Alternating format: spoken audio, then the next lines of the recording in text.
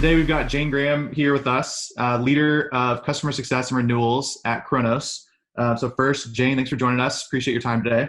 You bet. Happy to be here. So as we were just going through some of our notes, obviously the big situation right now around COVID and how companies are adapting to the situation, I think there's a couple of different angles that we're going to take. But let's just maybe start with one angle around, I know you put together a presentation, for Pulse around kind of importance of P&L acumen. So how do you think that's kind of helped right now in this current situation? Kind of how you've prepared, that relationship already, and how are you kind of using that to your advantage just during COVID, and how your company is kind of preparing that going forward? Yeah, sure. So at Kronos, I oversee both renewals and customer success as two separate and distinct functions. And so as part of my renewals focus, I'm responsible for the full recurring revenue footprint and forecasting for renewals and churn and renewal uplifts and things like that. And so the foundational understanding that I have of what comprises our recurring revenue was really, really important when COVID-19 started to really hit the economy, because I knew where to go to find the revenue associated with those micro verticals that we knew were impacted majorly, could quantify what I thought our exposure was, and could proactively go to our CFO and say, hey, here's my quick back of the napkin analysis of what I think might happen to our recurring revenue, or at least which pockets of customers might come to us with a financial hardship asked.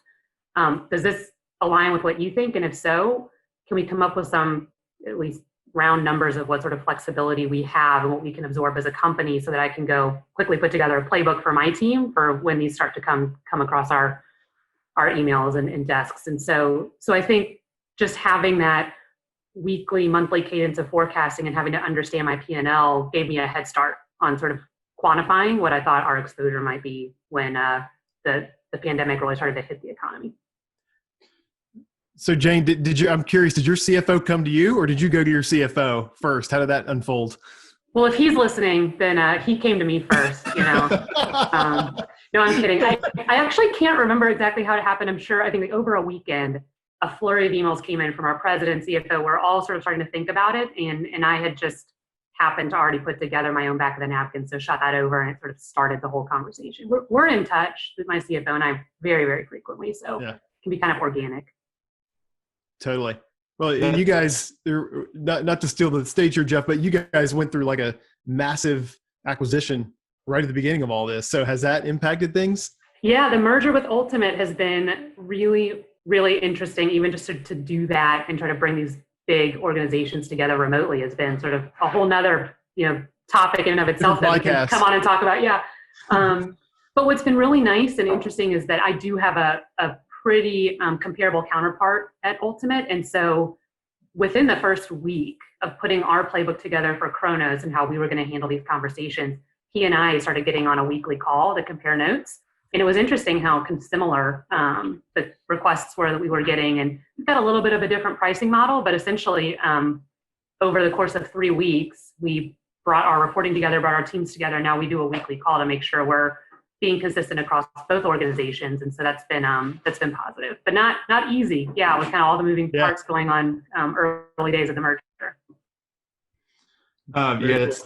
And I think the point you made earlier too about getting the head start, we've heard the question a lot over the last couple of weeks from kind of the leadership network that we've been working with, in the sense that they're starting to actually go put together forecasts and think about some of these things on a deeper basis with their CFOs. And you could already tell it's kind of like you're behind the 8 ball already when you don't have the initial start, like you mentioned.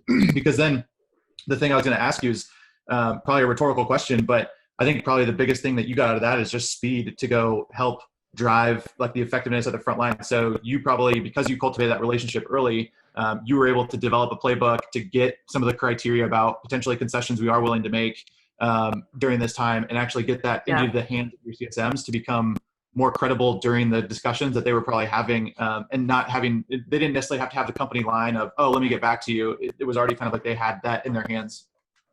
You got it. And I think too, frankly, because I'd already built up trust and a cadence with my CFO, we very quickly aligned on how we should approach these requests. And he trusts me in my judgment and how I would coach my team on balancing the company's financial needs with the reality of what these organizations are going through. And we've got, very large enterprise customers all the way down to SMB customers, and the way you treat, both of those scenarios around solvency and their ability to actually make it out of this, and who is able to take advantage of some of the federal aid versus who isn't, really plays into all of that. And so if he didn't already have a trust in my ability to think about the full impact of the P&L and what extended payment terms versus one-time discounts would mean for this quarter and this year, I think it would have taken us a lot longer to get something put in place and deployed to my team. But because we had that cadence already, we were already sort of working with a level of trust and credibility, which helped. Yeah, that makes sense. So we work and spend a lot of time talking with companies up and down the spectrum of size and maturity. On the smaller end of the spectrum, we've found that customer success teams are becoming more aware of cash flow than they may have been in the past. You guys don't really run at a deficit, right? You're a very mature company. But I'm curious, has it gotten to that point yet where your teams are actually thinking about, okay, who's going to be able to make their payments, and like how's that impacting renewals, or is it still at the revenue level? No, it actually is. We're tracking. I've got a senior finance person who sits down every Monday. We go through our requests that have come in for financial hardship and requests that my team has granted, and we plot, or he plots the revenue impact and also the cash flow impact. That goes out daily to our executive committee, so they understand both what are we giving away that won't ever materialize back on our P&L, and what will just be a timing consideration. And we're working hard to, if we're spreading payments out, still get the expected payments in before our fiscal end. So we're very aware of the cash implications as well as revenue. But to your point, we don't operate on too thin of a line. Yeah. Yeah. Well, yes. For some companies, that is it's an actual life or death issue for them. I would imagine you guys have more cushion than that. But we do. But then the conversations I'm having with our customers, I have to understand what their situation is and come up with a package that supports our scenario, but also takes into account theirs. And it's an interesting balance. Yeah. Yeah. Well, it made me laugh a little bit that you were that you mentioned thinking about how the federal aid plays into it for your customers. We can't figure out how that works for anybody right now. But I mean, is there a formula there that you guys have applied? Are you looking at it by industry, or are you looking at it by some other factor that helps you think, make that determination? Yeah. So we are segmented from a business unit perspective on sort of SMB versus enterprise. And so the payroll protection component obviously is for a specific size of organization. So that's sort of an easy cutoff to say they likely could take advantage of the payroll protection. So let's ask them whether they're going to or not. And then this is where a little bit my relationship with marketing comes into play. We've got Lisa Pratt, who I think you guys work with every now and then. I think she's on your advisory board. Yep. She's our VP of customer experience marketing. And she works directly with my organization in times unlike COVID to put together specific messaging and packages and value propositions, specifically not for bookings, but for customer retention and customer experience. And her team has really stepped up in this interesting sort of time to package up things that Kronos is doing to help our customers make more sense of things like the federal aid packages, to help our customers consume free services and free product configurations that we've put together on our own dime to support their meeting these new challenges, like putting in new pay codes associated with quarantine or new furlough pay calculations associated with the federal aid. And so having the marketing team cull this information and package it up and make it available publicly has been a really good tool for my team to use while we have tough conversations about financial hardship concessions. We can pair that up with real tangible things that Kronos is doing to help them on a day-to-day basis interpret these federal packages and get through the day-to-day with their employees. And so it makes it a real partnership conversation versus just a negotiation on cash payments. Totally. That's fantastic. And I think a lot of people might find it a little foreign to hear that marketing has people focused on customers and not just new business development or, demand gen. and brand building. But I wonder if you could maybe elaborate on that a little bit, because that's a very cool concept. And yes, Lisa is on our board of advisors. We are huge Lisa Pratt fans. Yeah. Here.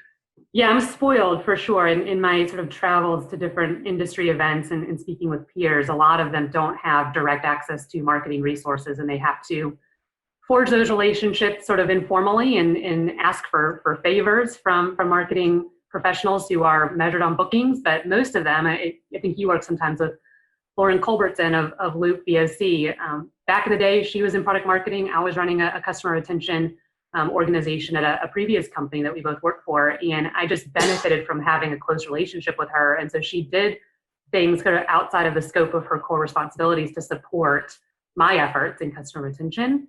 But could never really figure out, how to fund and marketing a team focused just solely on the customer experience. But I'm tripping over some organizations that are maturing enough in this area that they understand protecting recurring revenue is just as big of a sort of marketing lift and just as important to the bottom line as is supporting new bookings and all of the rhythms that you have to go through on that front. So definitely spoiled in that way, having a team of professionals in marketing solely dedicated to the efforts of customer experience and customer retention. Yeah, we talk about subscription businesses are a team sport. It actually doesn't work as well unless every function in the organization is focused on it in some way, shape, or form, right? So I love that. Yeah, and concept. it's amazing how much you can repurpose. It's not like it's all totally mutually exclusive content. A lot of it you can just package in a different way and apply it to both sides. So yeah, well, if you're talking about your customers' problems, you're automatically talking about the market problems, right? Whatever that content happens to be. So we're big believers in this whole idea of content to drive retention and that whole marketing touch. Anyway, go ahead, Jeff. I'm hogging the mic. No, you're good. One of the things that I think is interesting and would be curious about, you mentioned obviously marketing, helping kind of put together these packages that you guys can kind of leverage. And you mentioned obviously having a playbook kind of put together for your team to go enact. So how do you, when you think about putting together a playbook for your team, what are some of the core thoughts that come to your mind? Like, how do you create enough guidelines and enough kind of guardrails that you feel like, hey, we're all using the same process, but at the same time giving your team kind of the freedom to use their mind, think on their feet, kind of use their own flexibility in those situations? How do you balance those two when you think about putting a playbook together? Yeah, that's a good question. I'll say too, if I showed you my playbook, you would know it's more function over form. So it's not pretty. It's an Excel, and it doesn't have any pretty graphics or anything. But for COVID-19, we put it together under a little bit of duress and sort of urgency. But we definitely broke it down by vertical. We definitely put together, here are the 4 things that you need to go research. See if they're on monthly billing or annual billing, number 1. Are they over or under 300K ARR? If they're over, anything you put together, it has to go by the leadership team before we approve it. So we had 4 questions that they needed to answer. And then there was basically just a grid that said, annual and advanced payments aren't going to have a renewal or a bill coming up before January. Here's your, in an impacted industry, here's your play. Not impacted industry, here's your play. Monthly billing, we've got less leverage. So here's what we think you can do to sort of mitigate this. So we didn't put every single scenario in place, but we basically picked the 3 or 4 sort of matrix scenarios, said, here's your list of impacted industries, go forth and prosper. And then we have a weekly call just to say, what are you hearing? Is this working? Are there new scenarios coming up that you need help addressing? That's brilliant. Are you finding that there are companies, like sometimes we get the sense that these CFO groups are getting together and talking about like now being a really good time to go back to all your vendors and try to renegotiate your contracts. Are you seeing a little bit of that happening as well? Yes. Well, in fact, it's funny. I mean, you'll get the same form letter, but on different letterhead from, 3 of the same organizations in this region. So there's even, that's a more coordinated attack than I even envisioned. Yeah, a little cottage industry of some of these, and then there's also just the kind of opportunistic procurement play. And so we do have in our playbook, it's one of our questions. Does this look like something that they just sent out to all the vendors and it doesn't have anything specific to Kronos or when your bill comes through, or was it something more thoughtful and just be aware of that? But I actually meet monthly with our procurement lead to share interesting procurement plays that my team is seeing on the renewal side, and I give those to her, and then she gives to me some of the things that they're doing in procurement to our vendors to try to facilitate better terms for Kronos. And so we've been in really close contact through all of this as I've seen some of those interesting plays come around from procurement. That is smart. Like get the playbook from the procurement person on your side, so you know what you're up against. Yeah, we share our black magic every couple months. Yeah. That's really smart. I love it. How earlier I thought it was interesting too. You mentioned, the marketing team putting together these packages, thinking about how potentially like PPP plays into some of these businesses. So I guess when you're thinking about the customer success lens and maybe what this customer marketing team is helping you with, are you guys also looking kind of outside your own product to try and help your companies also even just look at the industry as a whole or look at their practice, and say, hey, here are things even that might not even have to do with our system, but it's going to make you more successful as a customer? Yeah, we are. In fact, an example, we ran a webinar for brick and mortar retail organizations, and the retail leader of the customer success team on my side emceed the event, but we had professional services and other folks within Kronos that are specific to the retail industry hosting the conversation, but it was sort of half Kronos talking about how our products can help you through this and half allowing other retail organizations to talk to each other about how they're managing through this that seems specific to retail. So we're trying to find opportunities to bring organizations together to have those conversations. And then we're also doing some really interesting things like our engineering team just this week released a contact tracing toolkit within our products. Our products are workforce management, which like we schedule nurses for all the floors in the hospital, and we've got clocks on the wall where you punch in and punch out. And so we theoretically have a pretty good way of tracing when were you scheduled to work, which doors did you punch in and punch out of, and who else could you potentially come in contact with that had the same shift and worked on the same floor. And so we're building some of these things in our products sort of real time and then deploying them for free to our customers so that they can do interesting things with our product that they would probably just be trying to do through brute force on their own, but that are sort of addressing a new challenge in the industry. So it's kind of on all fronts, but like I said before, Lisa's really been the central conduit through which all of these initiatives go, and we package them up and just make sure as many people are aware of them as possible through a weekly COVID-19 digest that goes out to our customers. How are you doing the community piece? You mentioned getting different groups together that look a little bit alike. Has that been a formal thing or an informal thing for you guys? How's that being facilitated?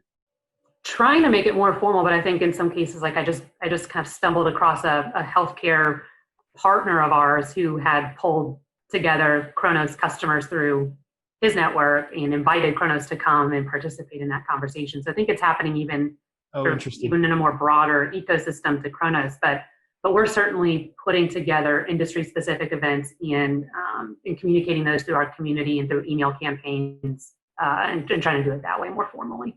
Does Lisa's team or the marketing group, do they own that community?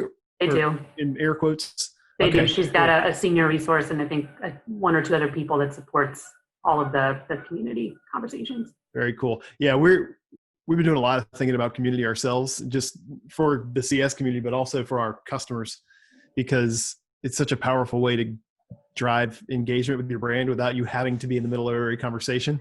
So, I would be interested. I should ask Lisa, or you should ask Lisa. I'm getting the feeling that this crisis has actually elevated the community space, and we're driving even more of our internal constituents to that COVID-19 page because it's really the place where you would go to get everything that Kronos is doing. It's easy. It's easier than trying to go ask 10 people throughout Kronos. And so I think it's making it more visible. And so I wouldn't be surprised if coming out of this kind of gets a bump in participation both internally and externally, just because it's played such a pivotal role during this pandemic. Yeah. And it'd be interesting to see if it lasts, probably not at the same level, but certainly it will change, right? I mean, people are looking for engagement in different ways, especially since we're all stuck in our houses. Working. I think it also drove more people that wouldn't have ever signed up for the community, just it's not on their priority list. All of a sudden, this is the easiest way to get relevant real-time information about something that I have no tools to deal with sort of baked in. And now they're in the community. And so you hope that a percentage of them would just stay committed and stay in a kind of participatory state. So Yeah, we've been talking a lot to our customers who have, quote unquote, the long tail about trying to, look at community as a way instead of, the age old question is like, how can I cost effectively handle, the long tail of my customers in a way where, we're going to have potentially multiple hundreds of customers per CSM, or per resource that we have. And so how do they do that? And so we've talked a lot recently just about community and trying to, think of different ways, just like you mentioned, potentially having kind of those discussions by industry, spinning up an actual online community, looking at how your blog and other kind of online tools can become part of that whole kind of sphere, and making that experience just as enjoyable as it can be at the kind of that lower end of the segment. But the community aspect, I think, has been something we feel like is underutilized by a lot of our clients. I'm surprised. Yeah. You have to, because you also have to have the resource to do it. You have to have somebody who kind of spends time cultivating the community, the questions, the discussion that happens in an online community. And so I think, to your point, I think what we're hearing at least is a shift in the dialogue that people could be willing to make an investment into kind of a resource for their communities throughout this experience, because it's kind of driven such a large number of clients to look for that type of engagement. Yeah, you're in a much easier, better position to disseminate important information more quickly. I can't imagine if Lisa didn't have a team that was already dedicated to cultivating this community and already had processes and everything down. It's sort of similar to the velocity that I enjoyed with getting a playbook together with my CFO, because we had already cultivated a relationship and a rhythm before that. Might as well do it now, because this might not be the last time that we've got sort of a crisis that we have to deal with. And what better way than a community to sort of leverage real-time information sharing, not only one directionally, but bi-directionally and across customers.